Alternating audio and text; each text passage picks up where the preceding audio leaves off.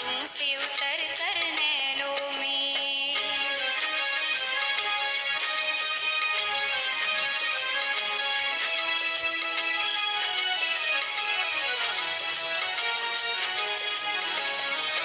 तेरी महिमा को सुन सुन कर मन करता है दीदार करे।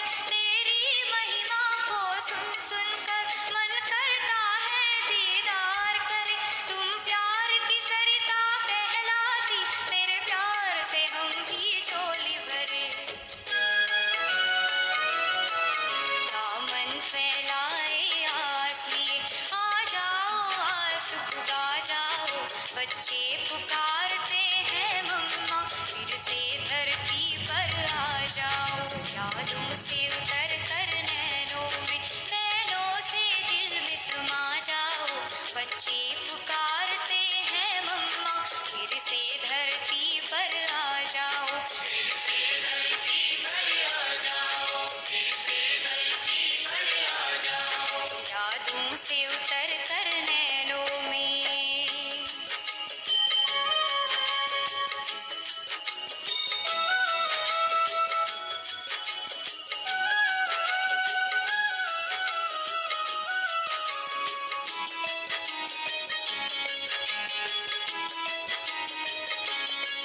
संसार की हालत ऐसी है जहाँ बहुत ज़रूरत है तेरी। संसार की हालत ऐसी है जहाँ बहुत ज़रूरत है तेरी। नफरत की धूप है चारों तरफ, आकर कर दो तुम छाँव घनेरी। मीठी दृष्टि और वाणी से माँ प्रेम नीर बरसा जाओ। बच्चे पुकारते हैं मम्मा, फिर से धरती पर आ जाओ। यादों से उतर कर नैनों में, नैनों से दिल में समा जाओ। बच्चे पुकारते हैं मम्मा, फिर से धरती पर आ जाओ। फिर से धरती पर आ जाओ, फिर से धरती पर आ जाओ। यादों से उतर कर नैनों में।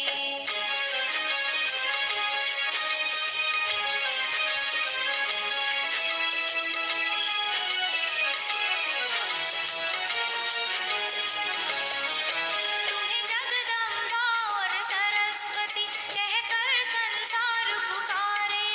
तुम्हें जगदम्बा और सरस्वती कहकर संसार पुकारे। घर घर में तेरी पूजा तुम करती हो सबके भंडारे। अज्ञान की काली छाया को दुनिया से आके मिटा जाओ। बच्चे पुकारते हैं मम्मा, फिर से धरती पर आ जाओ। यादों से उतर कर नैनों में, नैनों से दिल में समा जाओ। बच्चे पुकार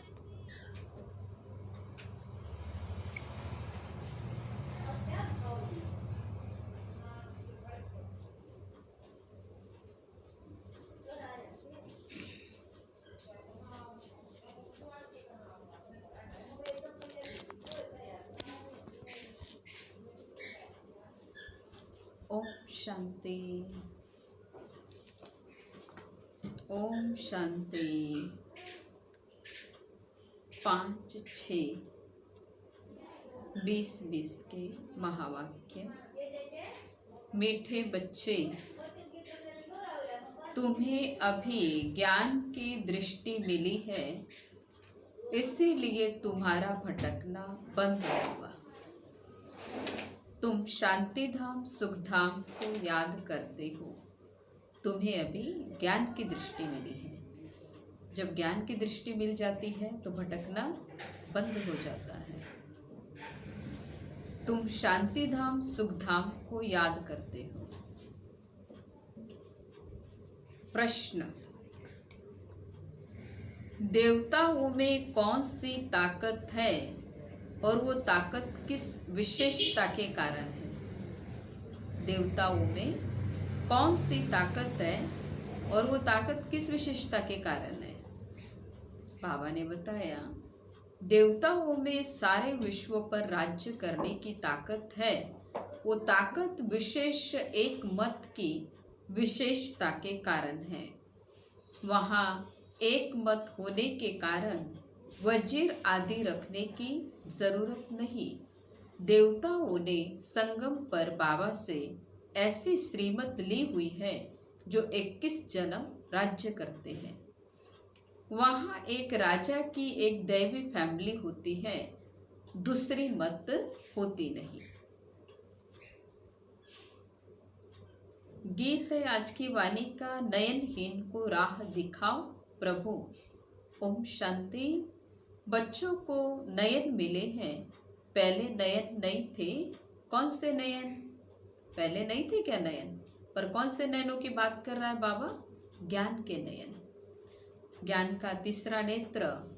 अज्ञान के नयन तो थे, ये 2 नयन तो थे, परंतु ज्ञान का जो तीसरा नेत्र बाबा ने आकर के हमें दिया, जिसको हम दिव्य नेत्र भी कहते हैं, दूरादेशी नेत्र। बच्चे जानते हैं ज्ञान सागर एक ही बाप है और कोई में ये रूहानी ज्ञान है नहीं। जिस ज्ञान से सद्गति हो अर्थात शांति धाम सुख धाम जाना हो।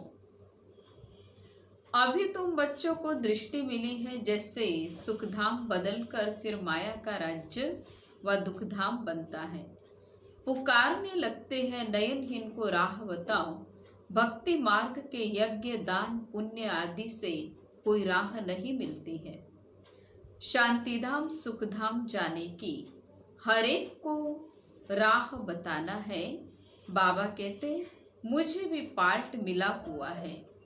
उसके लिए कितने यज्ञ तप दान पुण्य आदि करते हैं, कितना भटकते हैं। शांति धाम सुख धाम में भटकना होता ही नहीं, ये भी तुम जानते हो। वो तो सिर्फ शास्त्रों की पढ़ाई और जिस्मानी पढ़ाई को ही जानते हैं।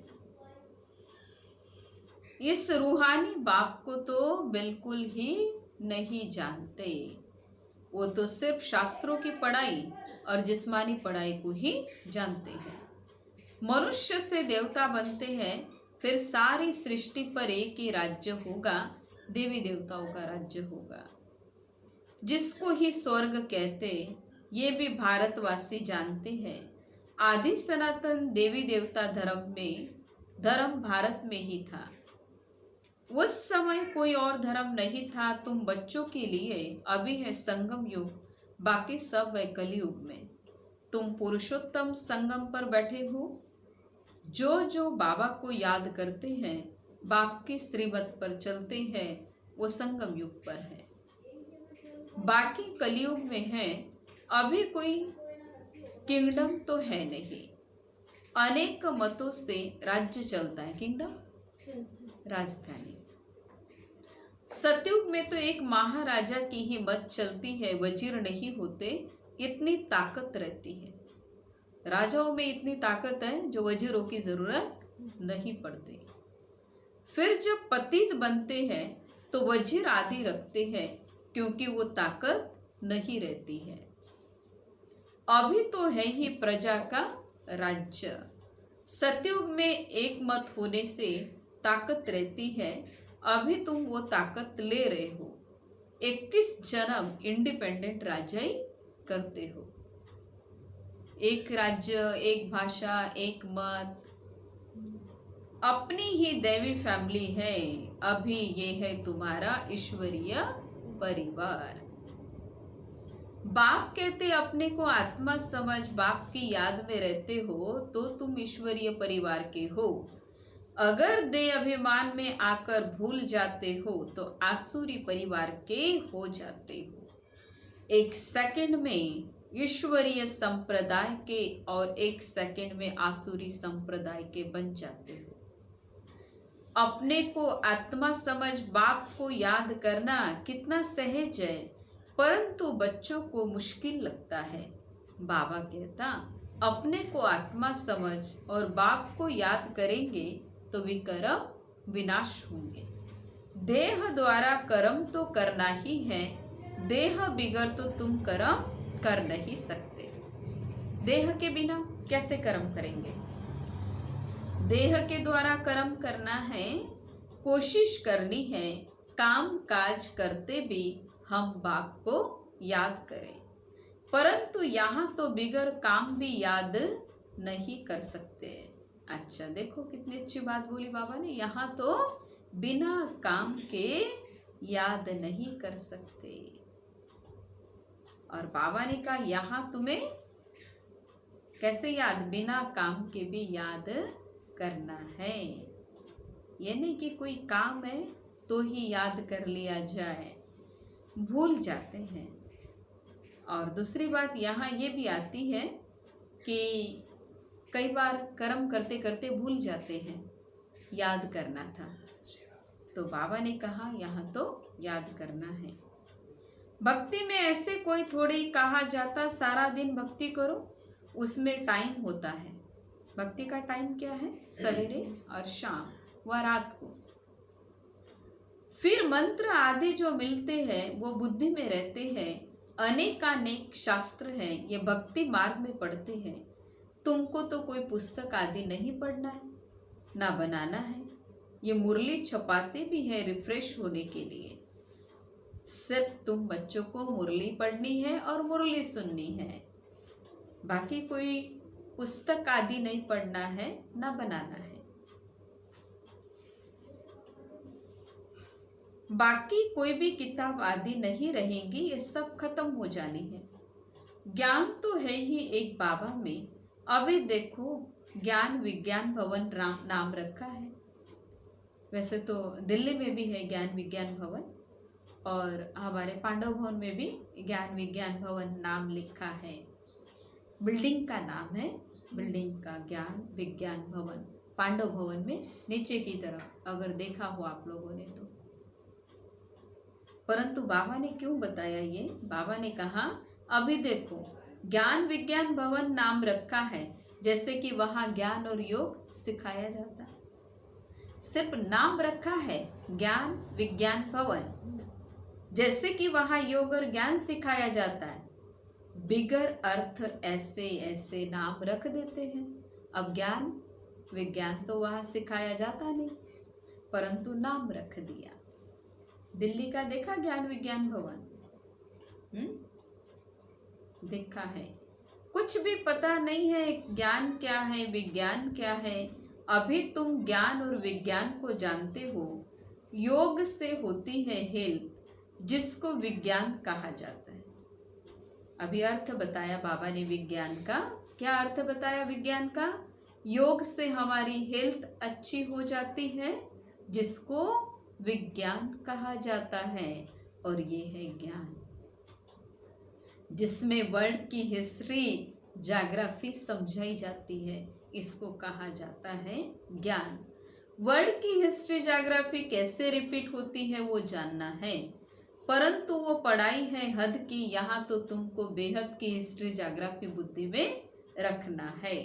हम कैसे,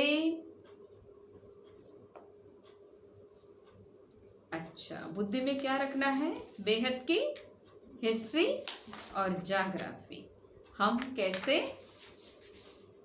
राज्य लेते हैं, कितना समय और कब राज्य करते थे, कैसे राजधानी मिली थी, ये बातें और कोई की बुद्धि में नहीं आती। बाबा नॉलेज फुल है। ये सृष्टि का चक्र कैसे फिरता बाप समझाते हैं। बने बनाए ड्रामा को न जानने के कारण मनुष्य कह देते फलाना निर्वाण गया या ज्योति ज्योत समाया। तुम जानते हो सभी मनुष्य मात्र इस सृष्टि चक्र में आते हैं, इससे कोई एक भी छूट नहीं सकता। किससे किससे एक भी नहीं छूट सकता भाई? हाँ, बाप समझाते हैं मनुष्य की आत्मा एक शरीर छोड़ दूसरा लेती है।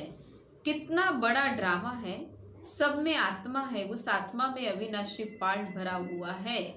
इनको कहा जाता है बनी बनाई बन रही, अब कुछ बननी नहीं। चिंता ताकी कीजिए जो अनहोनी हो। अब ड्रामा कहता है तो जरूर उनका टाइम भी चाहिए। बाप समझाते हैं ये ड्रामा 5000 वर्ष का है। भक्ति मार्ग के शास्त्रों में लिख दिया है ड्रामा लाखों वर्ष का है। इस समय ही जबकि बाप ने आकर सहज राजयोग सिखाया था। इस समय के लिए गायन है कौरव घोर अंधियारे में थे। जबकि ऑफर तो मिला था कि जाओ, जा करके तुम अपना हक लेकर के आओ। तो महाभारत में दिखाया श्री कृष्ण के पास जाओ और जो तुम्हें चाहिए वो ले आओ। परंतु अंधियारा इतना था अज्ञानता का, क्या मांग बैठे? साकारी दुनिया, साकार जो इन आंखों से दिखता है वो मांग बैठे। और अर्जुन ने क्या मांगा? पांडवों ने क्या मांगा? पांडवों ने वो मांगा जिसका कभी विनाश नहीं होता, वो चीज मांगी थी। तो घोर अंधियारा था किसके पास? कौरवों के पास घोर अंधियारे में थे कौरव, इसीलिए अविनाशी चीज को नहीं मांग सके, दिखाई नहीं दी। अंधियारा, अज्ञानता के अंधेरे ने अविनाशी चीज को उनसे दूर रखा, दिखाई नहीं दिया उनको। पांडव रोशनी में थे। वो लोग समझते हैं कलयुग में तो अभी 40,000 वर्ष है, उन्हों को ये पता नहीं पड़ता कि भगवान आया है। इस पुरानी दुनिया का मौत सामने खड़ा है, सब अज्ञान नींद में सोए पड़े हैं।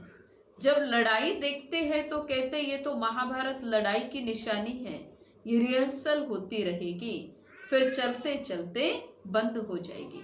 अभी देखो, अभी रिहर्सल तो हम अपने आंखों से देख रहे ना, रोज के कितनी मृत्यु हो रही है, कितना मौत हो रहा है रोज, तो हम इस रिहर्सल को अपने इन आंखों से अभी देख रहे हैं।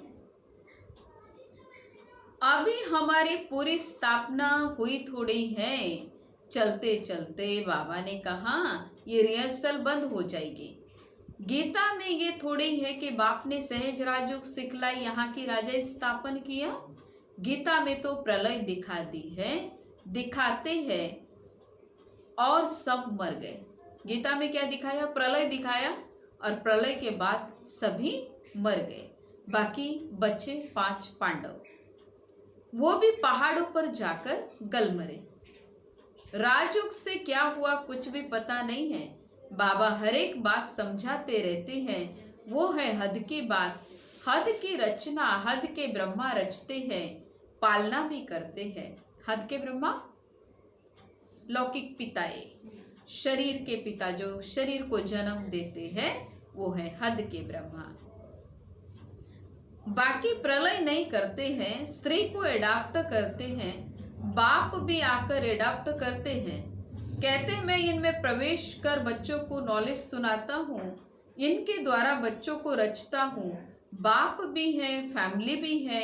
ये बातें बड़ी गुह्य है, बहुत गंभीर बातें हैं, मुश्किल कोई की बुद्धि में बैठती है।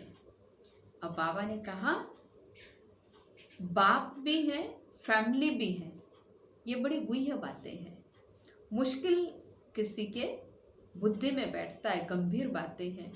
अब बाबा कहता पहले पहले तो अपने को आत्मा समझो, आत्मा ही एक शरीर छोड़ दूसरा लेती है, शरीर पर ही भिन्न भिन्न नाम पड़ते हैं, जितने जन्म लेंगे उतने नाम बदली होंगे, नाम रूप फीचर सब भिन्न भिन्न है, एक के फीचर दूसरे से ना मिले, हर एक का आत्मा के जन्म जन्मांतर के अपने अपने फीचर्स है, यही फीचर्स तो अगले जन्म में नहीं मिलेंगे ना। अपनी एक्ट ड्रामा में नूंदी हुई है, इसीलिए इनको बना बनाया ड्रामा कहा जाता है। अभी बेहद का बाप कहता मुझे याद करो तो विक्रम विनाश हो जाएंगे, तो हम क्यों ना बाप को याद करें, यही मेहनत की बात है। तुम बच्चे जब याद की यात्रा में बैठते हो तो माया के तूफान आते हैं, युद्ध चलता है, उससे घबराना नहीं है। ये नहीं कि योग में बैठे और कोई ऐसा विकल्प आया जो बुद्धि को हिला देता है, परंतु बाबा ने कहा उस विकल्प से उस संकल्प से घबराना नहीं है, वो तो आएंगे। माया घड़ी घड़ी याद को तोड़ेगी, ये तो बाबा ने हमें पहले से बता दिया, माया घड़ी घड़ी याद को तोड़ेगी, तो हमें घबराना नहीं है। संकल्प विकल्प क्या करना है?